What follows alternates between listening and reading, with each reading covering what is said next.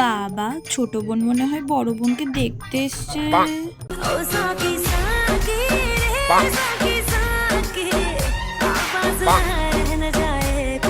হ্যাঁ, যা ভেবেছি তাই। দেখো তো, ভাব দেখলে গা ভিত্তি জ্বলে যায়। দাঁড়াও না, তোমাকে এবার আমি খুব টাইট দেব। এই টেঙ্কিটা আবার এখানে কি করছে? এই রাক্ষসটাকে দেখলে না আমার গা পিত্তে একদম জ্বলে যায়। কোথায় একটু শান্তিতে থাকবো সেটার উপায় নেই। ধের, আমার কি, যাই তো। আচ্ছা, তুমি কদিন আগে শীতে এসছিলে না? হ্যাঁ, আর তুমি তুমি তো 1 সপ্তাহ আগে আসলে, আজকে আবার চলে আসলে।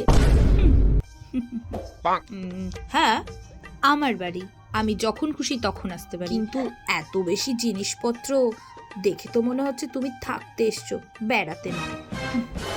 আসলে কি বলো তো, মা না দিদির ফ্যামিলির জন্য অনেক কিছু পাঠিয়েছে, কিন্তু তোমার আর কি, তুমি তো খালি হাতে আসবে আর ব্যাগ ভর্তি জিনিসপত্র নিয়ে চলে যাবে। এই বলতে কি চাও তুমি?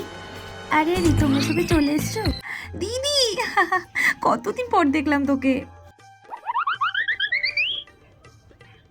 আরে মাসি, হাই। জানিস টেপি, তোর দিদা তোর জন্য অনেক জিনিস পাঠিয়েছে। চল ভিতরে চল, তোকে সবকিছু খুলে দেখাবো। সত্যি? কি রে বাবা টেপি, পিসিও তো এসছে, পিসিকে একটু বল কেমন আছিস। ভালো আছো পিসি? হ্যাঁ বাবা, খুব ভালো আছি। ভালো তো তোমায় থাকতেই হবে, যতবার আসো ততবার আমার বাবা মার মধ্যে ঝামেলা বাঁধিয়ে যাও। আরে আরে ভিতরে চল না, ভিতরে গিয়ে কথা বলবো, ভিতরে গিয়ে অনেক কথা বলবো। আরে চলো চলো ঠাকুরজি, এখন কিছু বলো না, ভিতরে গিয়ে কথা বলবো। হ্যাঁ হ্যাঁ, চলো তো চলো। হ্যাঁ হ্যাঁ মাসি, চলো তো, ঘরে চলো। আচ্ছা আচ্ছা ঠিক আছে, চল টিপি চল, ভিতরে চল।